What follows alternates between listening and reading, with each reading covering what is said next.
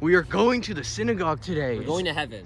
Yes. I'm gonna purposely delete this footage. No. Yippee. We're going to the synagogue. Isn't that right, guys? Hi, it's Mateo speaking. When we first got to the synagogue and we met with the rabbi, she gave us like a detailed tour around the entire campus. And here's like a brief summary of that.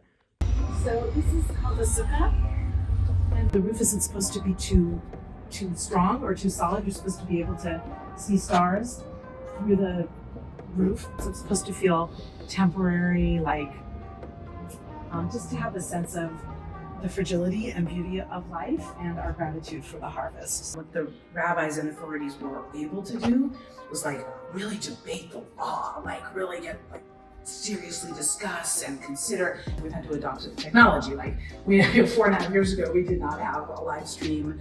We had any of that stuff. Bigger places did, but small places like our community did not. If we were very, very orthodox or traditional, we probably wouldn't have that. We do light candles for all of our services and all of our holidays. There was a group of people that said, well, the Torah says you shouldn't have any lights kindled in your dwelling. And other people were like, well, we're not going to sit in the dark. So they fought about it for like 300 years. Wow. Like generation after generation, we decided we're going to light candles, darn it. So, but you cannot find it in there. And even though our blessing says we're commanded to light candles, it's an adaptation because people needed it. We then sat down with the rabbi and asked her some questions about Judaism in today's society. Please note that the synagogue she is a part of is part of the Reform denomination of Judaism, so her answers may reflect that.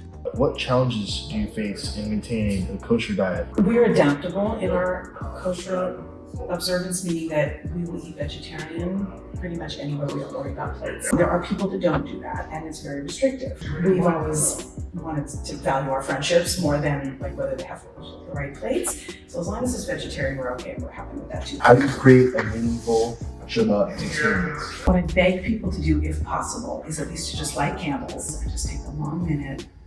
Say what you're thankful for. We have Thanksgivings every day in Jewish life, and just tell your loved ones that you love them. What themes in the Torah do you find relevant today? Justice, caring for the poor, the orphan, the stranger, not hurting people because they are different.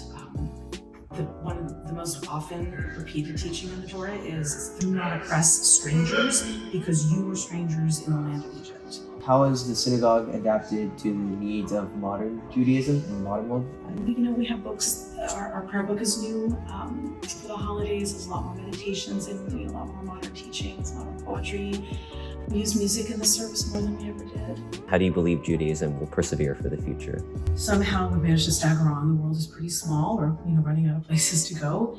But I kind of just hope that there's enough value in it and enough of us that can find value in it. I look to like my kids and all of their friends who are committed to this way of life, who love these holidays and study. And we're just gonna hope. Finally, here are our concluding thoughts during our visit at the synagogue. I found it very deep how the rabbi shared her personal stories along with sharing the idea of Judaism as a whole and how the community was a really big aspect. I think there is a very stark contrast between what you can learn in a classroom versus what you can learn from an experience. I say it's a very prayer heavy service, but I like how they were very welcoming. Everyone was very, very nice. And well, that's about it. I hope you learned something about Judaism in today's life from watching this video. Now, if you excuse me, I gotta get editing this thing because I've been waiting for way too long.